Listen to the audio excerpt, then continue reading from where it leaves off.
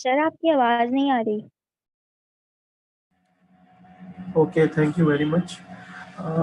अच्छा कि आपने मुझे बता दिया, ये मैं जहन में नहीं रहा था। Thank you very much. इस सेशन में अगर आप देखें तो ये वही दो डायग्राम्स हैं, और इन दो डायग्राम्स में आप देखें कि आपके पास एक जो डायग्राम है उसमें एक कम्युनिकेशन चैनल है जो गाइडेड चैनल, जैसे फिजिकल लिंक, और यहाँ पे जो है ये फिजिकल लिंक नहीं है। यहाँ पे एक वायर की सूरत में है। ये वायर जो है ये कॉपर केबल भी हो सकती है, ये फाइबर भी हो सकती है।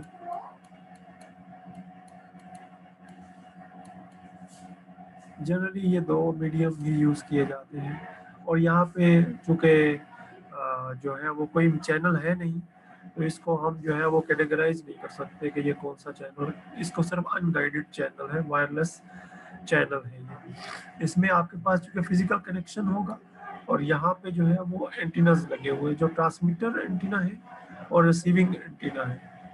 तो transmitter and receiver, so one antenna is used for transmitting and another antenna is used for receiving the information.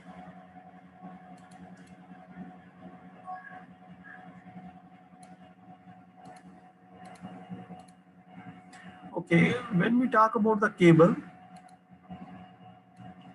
and in cable we have copper wire, and we have primarily the fiber.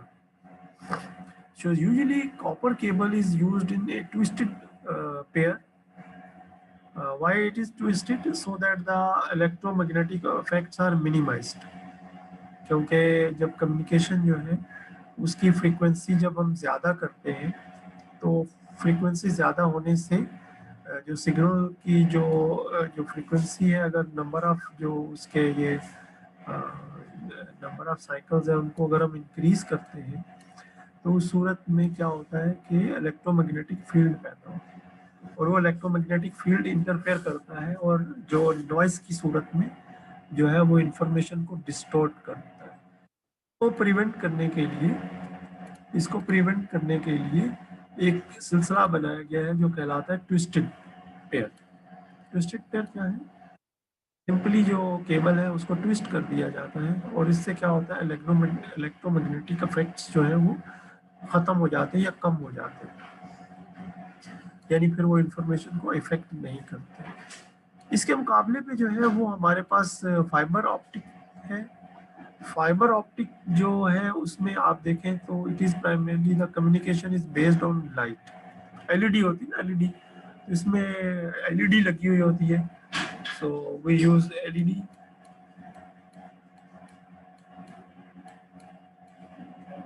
And a plastic glass cable, जो plastic की cable होती है glass की।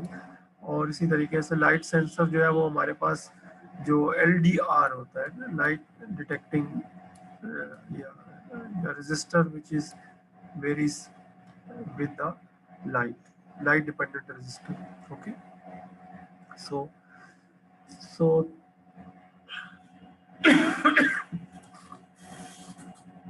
so in this way, so light is used to communicate, so to send the information from one place to another place. Because of its costly nature and maintenance related issues, it is not as widely used in homes as it is used across the buildings. For example, a campus has two buildings, building 1 and building 2,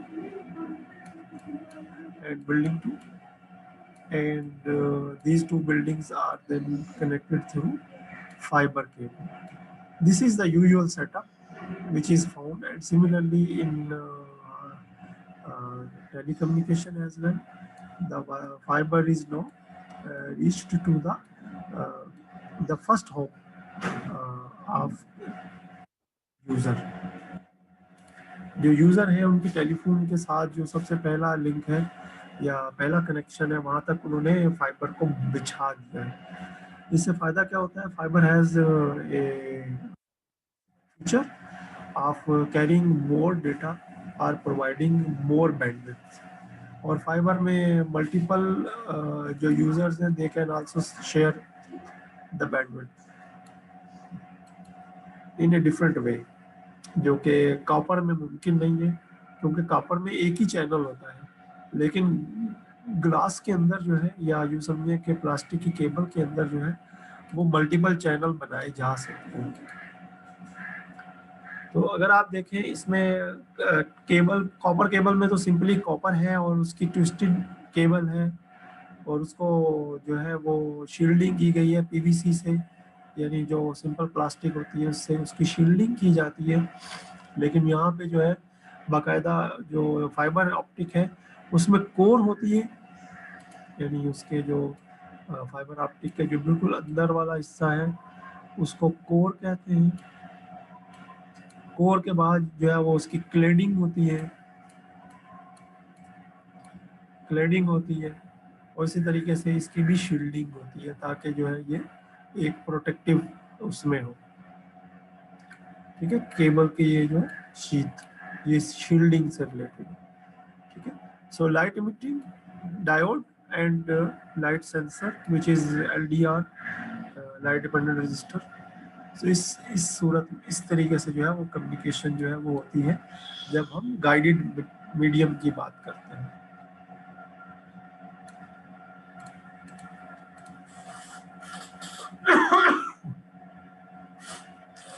यहाँ उसी diagram को थोड़ा ज़्यादा बेहतर अंदाज में या करीब से दिखाया गया है। Moving ahead, property of a wireless systems. अब हम वायरलेस सिस्टम्स की बात करते हैं। There are many wireless systems but some of them are more common. जैसे ब्लूटूथ है, Bluetooth is now available in every device, every mobile phone.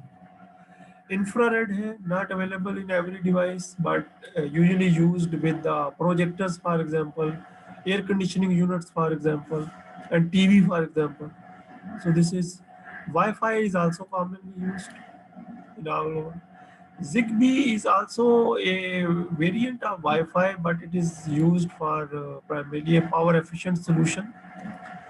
Cellular networks जो है ये G2 है primarily, G1 and G2, 1G and 2G। अच्छा, इसको G को इस तरफ नहीं लिखते, इस तरफ लिखते हैं 2G।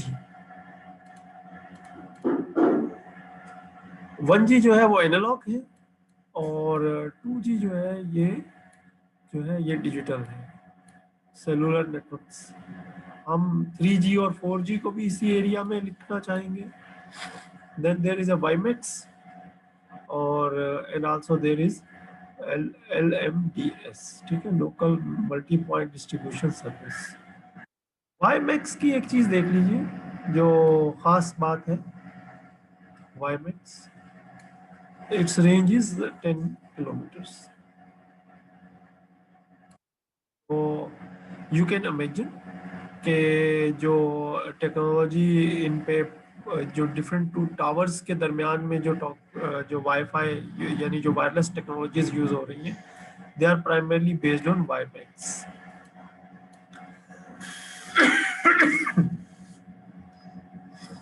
No, frequency range is also important. We have to decide on when we use a technology what is the frequency range. अगर आप देखें तो Bluetooth is in the range of gigahertz. Similarly, Wi-Fi is also in the range of gigahertz. And similarly, we have two more in the gigahertz, so they can carry more information. And here you can see in the form megahertz. Megahertz means less information carrying networks. इसीलिए जो cellular networks हैं, they are primarily audio and voice, specialised for audio and voice. लेकिन जो advance उनके version है 3G and 4G, they are primarily for data service. ठीक है, Zigbee is also 900 megahertz, and IR is in terahertz. So the links which या तो उसने उसकी 5 मीटर्स जो है वो रेंज दी है। जैसे हमारे पास जो रिमोट होता है आमतौर पर टीवी का, उसकी अगर आपने देखा होगा तो तकरीबन इतनी ही रेंज होती है, 5 मीटर्स की ऑलमोस्ट। कुछ अच्छे भी होते हैं but they can carry more information. their frequency range is higher। जो उसमें क्रिस्टल यूज हो रहा है, that is higher frequency range. Then there is also speed. Speed is also important, and also there is a maximum range in terms of distance. तो जैसे Bluetooth है, it can be use 300 metres, but अगर आपने देखा होगा कि Bluetooth की जो है ना वो इतनी ज़्यादा रेंज नहीं होती है, अबाउट 80 मीटर्स या शायद इससे भी कम। शायद इन्होंने थोड़ा गलत लिख दिया है। जिस Bluetooth has may be it is 30 metres. इसको ज़रा वेरीफाई करना होगा, क्वेश्चन मार्क डाल लेते हैं। Bluetooth has smaller range. Okay, wifi has about 100 metres, लेकिन ये 100 मीटर्स जो है ना ये आमतौर पे 80 मीटर्स की होती है, उससे कम होती है तकरीबन। And it is also affected by the number of barriers inside. तो हमारे एक स्टूडेंट है, उन्होंने एक वाईफाई पे एक सोल्यूशन बनाया था और उसको 5 किलोमीटर वो कह रहे थे रेंज है, लेकिन वो उन्होंने थोड़ा स्टडी नहीं किया उसे। Wifi range is about 100 meters in standard, less in practical. Similarly, याद नहीं करना है, but whenever you encountered to a particular technology, then you can see there are some properties which are associated with this. Like for example, you cannot use Bluetooth in place of Wi-Fi. Bluetooth में आपने देखा होगा speed is very slow speed, लेकिन Wi-Fi is better than Bluetooth. ठीक है, WiMAX is more better. WiMAX में तो पहले सर्विस भी एक मोबिलिक ने शुरू की थी, लेकिन वो बाद में बंद कर दी उन्होंने। इन्फिनिटी के नाम से एक सर्विस शुरू की थी। So we can have more properties from the wifi primarily, but some of them are listed here. जब भी हम कोई वाईफाई बेस्ड प्रोडक्ट बनाएंगे, वायरलेस बेस्ड प्रोडक्ट बनाएंगे, तो आम तौर पे जो टेक्नोलॉजीज सेलेक्ट की जाती है वो ब्लूटूथ है और जिगबी है, और इसी तरीके से कॉमनली यही यूज किए जाते हैं। वाईफाई भी देखा गया है, और इसी तरीके से सिम बेस्ड सोल्यूशन भी है, जिसमें 2G या 3G की सिम जो है वो यूज की जाती है। But mostly Bluetooth is widely used. Similarly, IR is also used at some places. जैसे फॉर एग्जांपल आपने लिफ्ट में देखा होगा ना, लिफ्ट में दरवाज़ा खुल जाता है और कोई पर्सन गुजरता है, तो आमतौर पे IR सेंसर साइड में लगे होते हैं।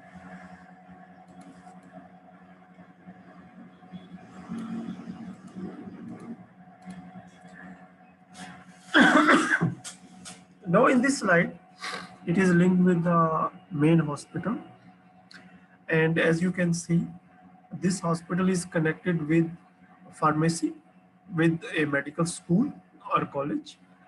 Similarly, the clinic may be dental clinic, for example, and the mobile medical, the ambulance, and the response center. These are primarily the infrastructure which has the primarily services in different form. The medical hospital, it can link with the electronic patient record database and also has the national health services. Pakistan के context में अगर हम बात करें, every hospital has to generate record for the public health engineering department, जिसको उन्होंने रोज़ाना और आफ्टर रेगुलर जो बेसिस के ऊपर अपडेट करना होता है।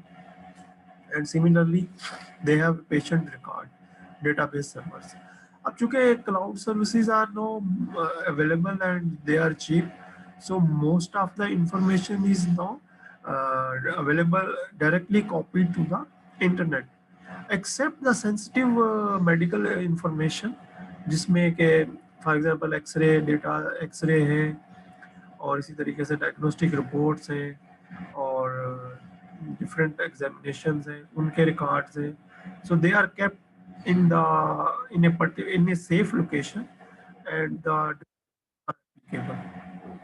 Whereas the common information which is not sensitive and there is no privacy concern and no security or safety concerns are associated, they can be saved on the internet as well. जैसे आपकी Google drive है, अगर Google drive unlimited space की purchase कर ले एक hospital या एक क्लिनिकल सर्विस, तो वो उसमें अपना डेटा रख सकते हैं, लेकिन वो सेंसिटिव इंफॉर्मेशन नहीं रख सकते। जैसे ऐसी इंफॉर्मेशन जिसमें सिक्योरिटी, सेफ्टी और प्राइवेसी के कंसर्न होते हैं। प्राइवेसी मीन पेशेंट जो है उससे कंसेंट लिया जाता है कि अगर हम उसकी इंफॉर्मेशन दे सकते हैं या नहीं दे सकते। जैसे आमतौर पे जो CNIC नंबर है, एज है, ये जो है ये प्राइवेसी में आते हैं। आप उस पर लिखते हैं कि ये इंफॉर्मेशन आगे दे सकते हैं या नहीं दे सकते। इसी तरीके से सेफ्टी है और सिक्योरिटी है। सिक्योरिटी तो ओवरऑल सिस्टम पे आती है, सेफ्टी जो है वो भी प्राइवेसी से थोड़ा सा बड़ा सुपरसेट है। उसमें भी जो है वो क्या कहते हैं, बाई बाई है, यानी पर्सन के पास भी उसका राइट होता है और हॉस्पिटल के पास भी होता है। But it is primarily the loss which govern के किस इंफॉर्मेशन को किस जगह पे भेजा जा सकता है और कहाँ नहीं भेजा जा सकता। For example, medical school want to research on a particular disease, and for that disease hospital should have some authority on the information, and de-identification of that information is required when it is used for the research purpose. एक example मैंने दिया है आपको, मुख्तलिफ examples हो सकती हैं। ये नेटवर्क इंफ्रास्ट्रक्चर की एक बेसिक डायग्राम है। अगर आप इंटरनेट पे सर्च करेंगे तो you will find more diagrams on network infrastructure in A variety of format. और मैं चाहूँगा कि इस तरह की डायग्राम जो है वो आप भी बनाने के कैपेबल हो या अंडरस्टैंड करने के कैपेबल हो, जैसे कि हमारे एक CLO में ये चीज़ मौजूद है। Moving ahead, signal propagation, because the physics is on Wi-Fi, so signal degradation are the process in which the noise is introduced in the signal can also be studied. इसको बारे में भी जानना जरूरी है। देखिए, इसमें ट्रांसमीटर के बारे में बताया गया है कि transmitter send the information in all directions. Okay, general radio network है और तमाम डायरेक्शंस में कम्युनिकेशन हो रही है। It is 360 degrees and in a spherical 3D।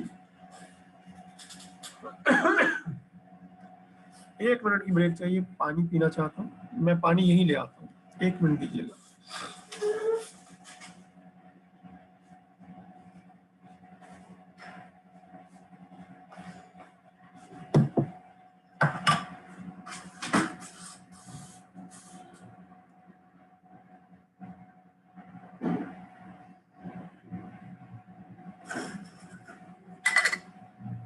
Okay, so number of possibilities with a signal can be reflected before it reaches to the receiver. Main aim is to send information from here to here. Okay, but because information is sent to all directions, it can reach to the receiver in a different form. कैसे? Through direct, through reflection, through scattering, and through diffraction. So these are the common primarily sources of noise or the signal degradation causing factors. Degradation mean signal का जो amplitude अगर आप कह लें तो after degradation amplitude like this. This is the information sent, this is the information received, and this is R received. Okay, due to these factors, one factor is reflection, another factor is scattering. I'm sure कि physics में आप ये चीज़ें पढ़ चुके हैं। तो reflection is very easy whenever a signal touches a surface, reflective surface, then signal is reflected. And also, so actually they're corresponding to one signal, there are multiple signals which are reaching at the receiver. So receiver should have some mechanism to combine all these signals to find the meaning of that signal. Okay.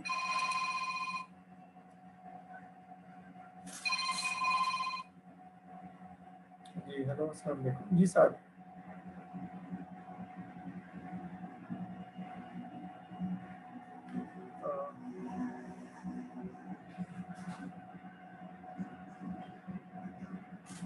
सिर्फ 1 minute चाहिए होगा।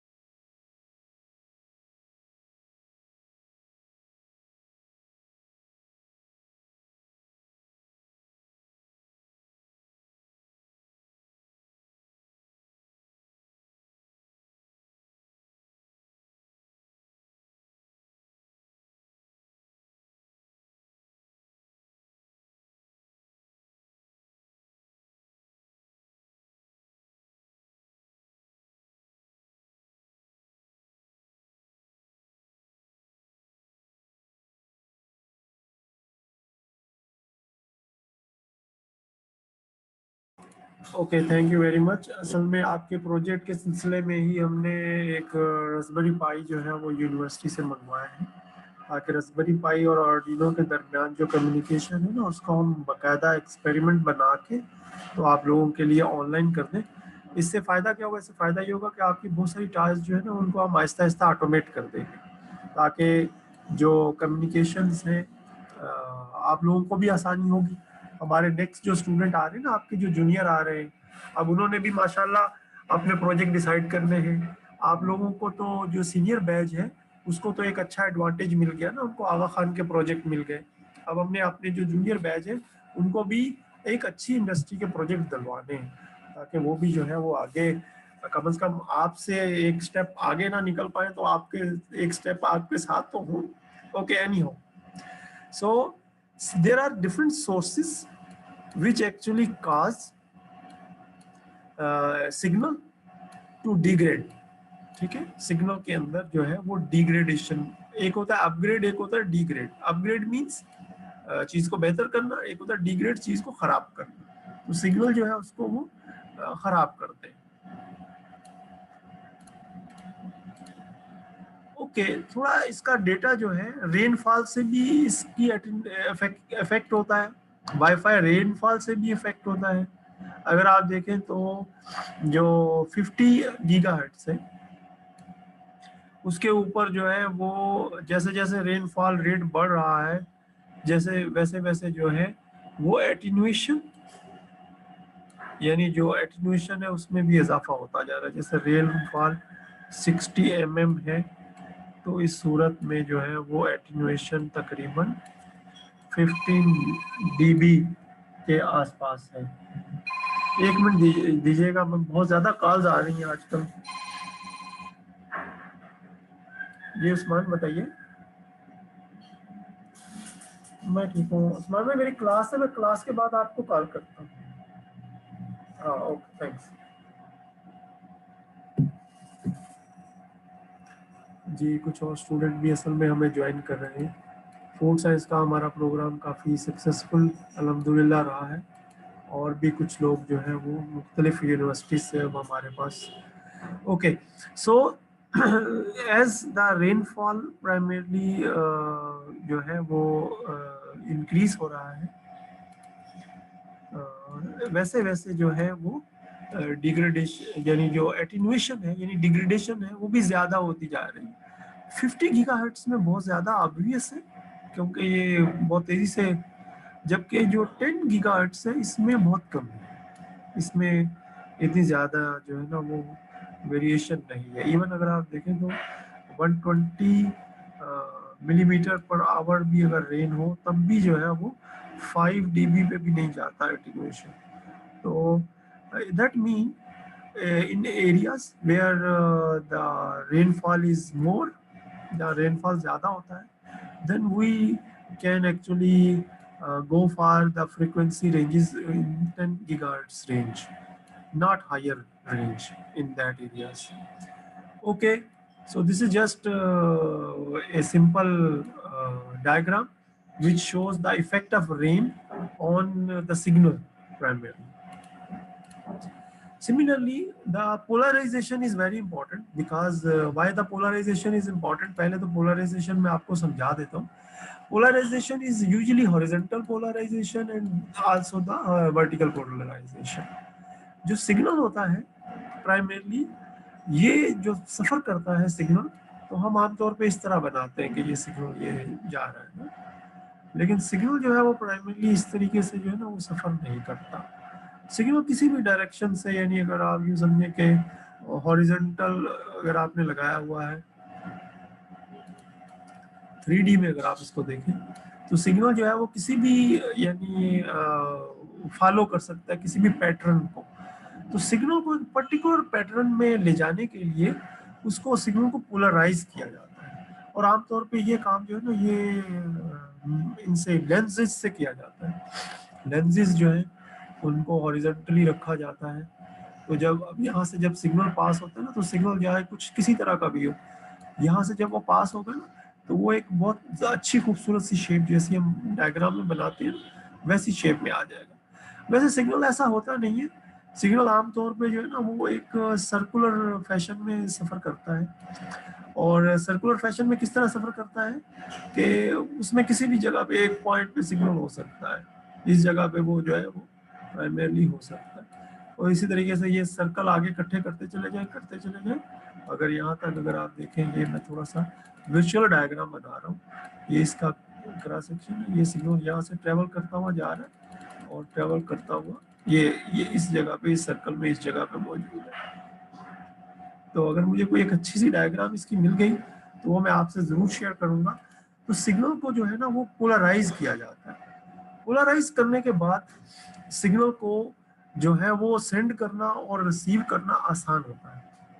तो horizontal और vertical polarisation की जाती है, लेकिन जो पोलराइजेशन है ये इसमें डीपोलराइजेशन होती है, यानी जैसे वो सिग्नल जो है वो दूर जाता है ट्रांसमीटर से, और रिसीवर जो है वो जितना दूर जाएगा उतनी ज़्यादा उसमें डीपोलराइजेशन होगी.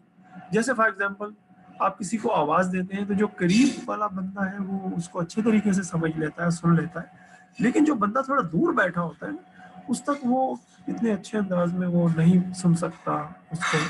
तो रेनफॉल का जो इफेक्ट है वो डीपोलराइज भी होता है. उसकी वजह क्या, उसकी वजह ये है कि जो ड्रॉपलेट्स होते हैं ना वो भी तो लेंस का काम कर रहे होते हैं, जबकि हमने उसको एक परफेक्ट लेंस से गुजारा है. एक परफेक्ट लेंस, ये परफेक्ट लेंस इस तरह का तो नहीं होगा, लेकिन बहरहाल एक परफेक्ट लेंस से गुजारा है. लेकिन जो टाइनी ड्रॉपलेट्स आ रहे हैं मुख्तलिफ जगहों पे, वो जो टाइनी ड्रॉपलेट्स हैं वो they are not perfect primarily lenses. तो जब सिग्नल उनके अंदर से गुजरेगा तो इट बिकम अगेन डीपोलराइज्ड. तो इस तरीके से क्या होगा कि डीपोलराइजेशन में अगर आप देखें तो जो इफेक्ट है वो बिल्कुल अपोजिट, जो अभी आप देख के आए थे ना, तो 50 गीगाहर्ट्ज वाले कम अफेक्ट हुए हैं, लेकिन 10 गीगाहर्ट्ज वाले जो है ना वो ज्यादा इफेक्ट हुए हैं. ठीक है, तो इससे पहले जो हम देख रहे थे वो पॉइंट रेनफॉल एटेन्यूएशन की बात हो रही थी, और यहाँ पे जो है वो पाथ्स के साथ जो उसका लिंक है उसकी बात हो रही थी. So we are not going into the detail. अगर कोई स्टूडेंट पढ़ना चाहे इसको डिटेल में तो वो देख सकते हैं. So it is basically a trade off कि किस एरिया में जो है वो रेन की क्या सिचुएशन है और उसमें हम कौन सा जो फ्रीक्वेंसी है वो ज़्यादा बेहतर अंदाज में यूज़ कर सकते हैं. Now moving ahead, there is also one thing which is called multipath fading. Fading mean again degradation. Okay, so whenever a transmitter send information, it is reflected from different objects and the same information reaches at the receiver after some time. कभी बहुत जल्दी जो line of site है, direct path, और कभी reflected and from multiple sources. और ये अगर आप देखें ना, तो जो आपका मोबाइल फोन है ना, उसमें कॉमनली यही हो रहा होता है। जो मल्टी पार्ट पाथ फेडिंग है ना, वो आमतौर पर मोबाइल में, तो उसको मिटिगेट यानी उसको मिनिमाइज करने के मुख्तलिफ तरीके हैं, लेकिन यहाँ सिर्फ मल्टी पाथ फेडिंग को समझना है कि multi path fading is a phenomena in which the same signal reaches receiver by reflecting from different bodies objects. ठीक है, okay, now I think this is the last topic and last topic of this today's session number 2. RFID in telemedicine. Although there are other mechanism and other technologies are as well, but radio frequency identification technologies are widely used in telemedicine. And this is also an old technology जो कि world war 2 में appear हुई थी, but still it is being used and it is use is increased in the last decade. As its name suggests, RFID is all about the identifying an object using radio frequency signals. It is often perceived as an electronic barcode system. दो तरह के RFID system होते हैं, एक active और एक passive कहलाते हैं। जो एक्टिव होते हैं उनके अंदर जो है वो बैटरी भी होता है, जो या बैटरी सोर्स होता है या जो इन्वायरमेंट से उनके पास जो सिग्नल आता है ना, उसी से वो खुद को रिचार्ज कर लेते हैं। दो तरह के जो है उसमें होते हैं। अगर मैं यहाँ लिख दूं पैसिव एंड एक्टिव, पैसिव जो होते हैं they do not have a voltage source with them, और एक्टिव जो है they have a voltage source with them. और इवन एक्टिव में भी आगे कुछ किस्म है, जैसे प्रॉक्सिमिटी सेंसर्स टाइप होते हैं ना, जो कि प्राइमरीली जो सोर्स होता है ना, जो एक्चुअली सिग्नल भेजता है आइडेंटिफिकेशन के लिए, उसी सिग्नल से वो खुद को रिचार्ज कर लेते हैं। Technology has advancements. So RFID tag has number of layers, and these layers are primarily used to protect the inlet or the antenna of RFID tag. So it has a top overlay printed layer. It has a spacer, which is also a protected layer. Then the RFID tag, and then an adhesive bottom layer, जिसके ऊपर उसको चिपकाया जाता है ना, sticker type. तो इस तरीके से जो है वो एक छोटा सा टैग बना लिया जाता है, और ये बहुत चीप है, $1 में भी मिल जाता है, उससे कम में भी मिल जाता है, लेकिन इसका सॉफ्टवेयर महंगा होता है। हार्डवेयर सस्ता होता है लेकिन सॉफ्टवेयर महंगा होता है।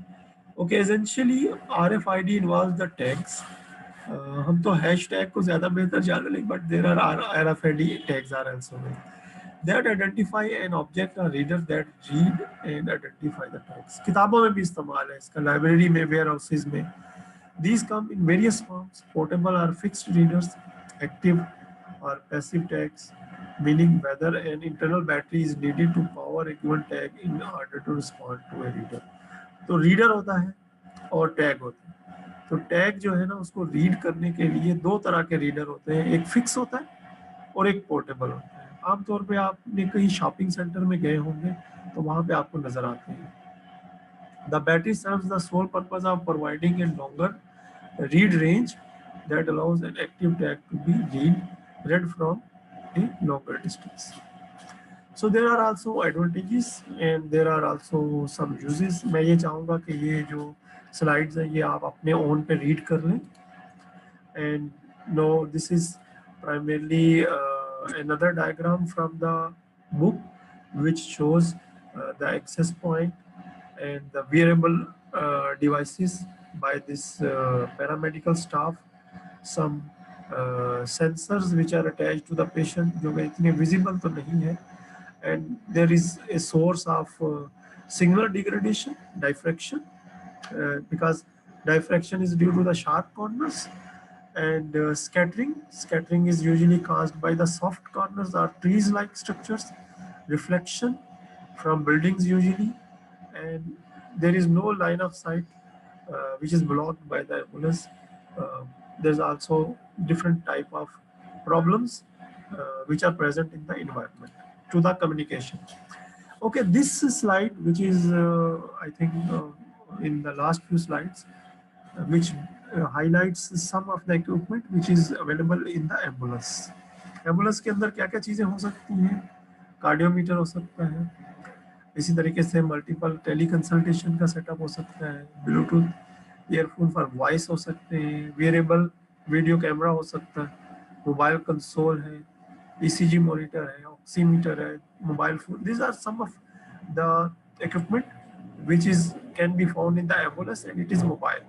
There may be also the fixed equipment in the ambulance जो कि एक्सेस पॉइंट की सूरत में हो सकता है एंड एम्बुलेंस इक्विपमेंट की सूरत में हो सकता है. वही इक्विपमेंट जो आमतौर पे इमरजेंसीज में पाया जाता है. तो ये एक छोटी सी डायग्राम किताब में से ली गई है. Then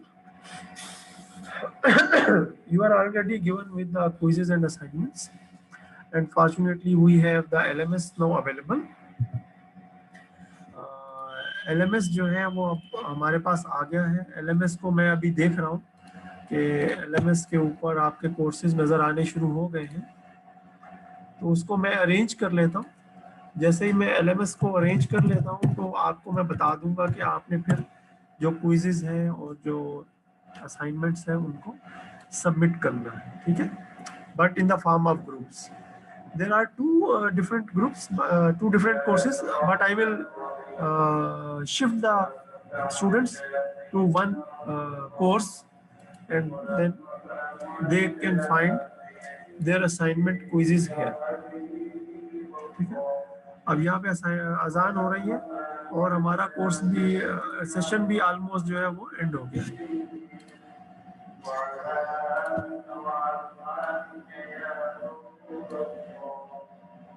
Okay, students, any question?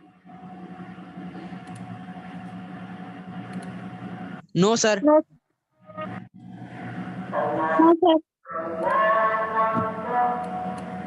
Okay, then thank you very much. Okay, students, Allah Hafiz. Allah Hafiz, sir. Allah Hafiz, sir.